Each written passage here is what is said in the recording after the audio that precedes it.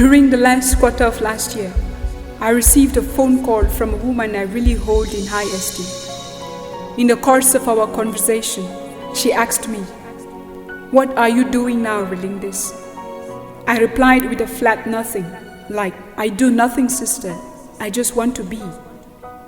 She went like, "What do you mean by you just want to be? You are young, Relindis. This is the time you should make the most of your life." Sis, I must tell you, before then, the specialness of being young had not yet occurred to me. So after we ended the conversation, I thought for a while, and then it suddenly dawned upon me that I am really young and I should make the most of my youth. How I am going to do that is still a question I struggle with, but a few things are certain. I am young. I am full of life. I am a youth, and I need to make the most of my youthfulness.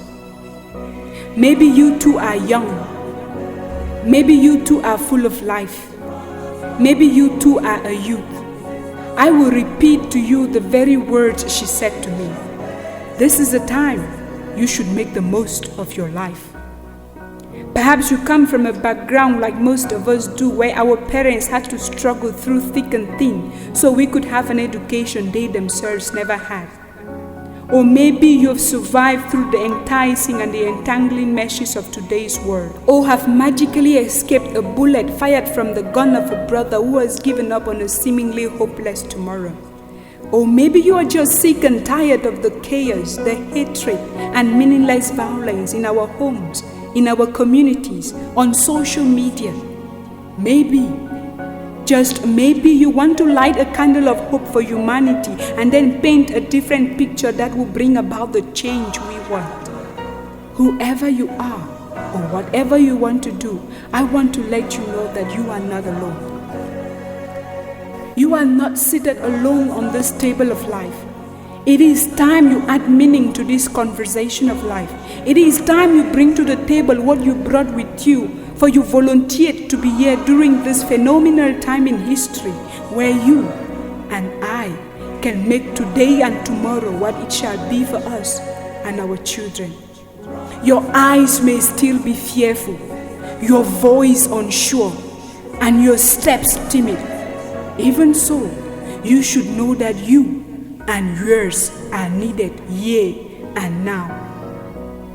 Let this not sound like an imperial decree passed upon you, for it is still up to you to decide in the face of the test whether or not you will lift a finger and take the trouble upon yourself.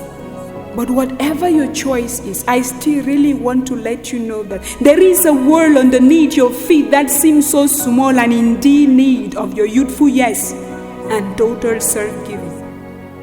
For as trees shed their leaves and flourish anew with spring, as the sun sets at dusk to rise again at dawn, so too shall we tell our children and our children's children that we once laid bare in ruins and ashes.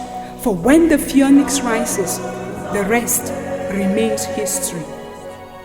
This is what we are about. We are like seeds buried in the earth that must sprout.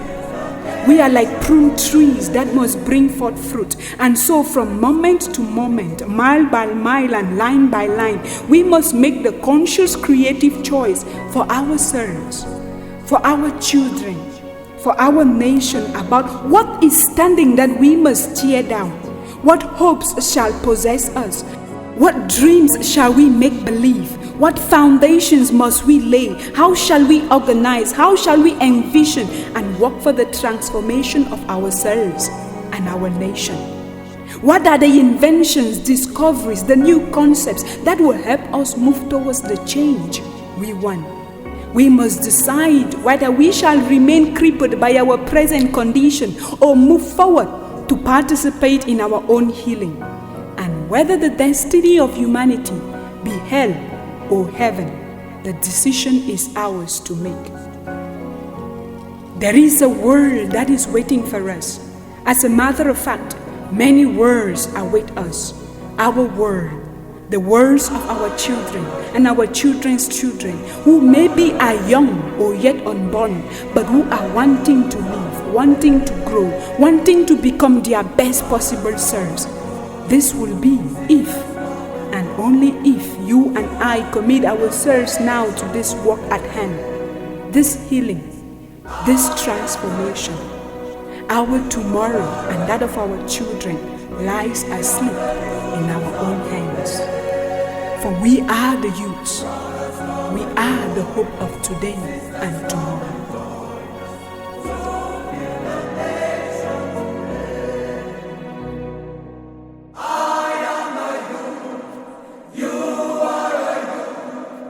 We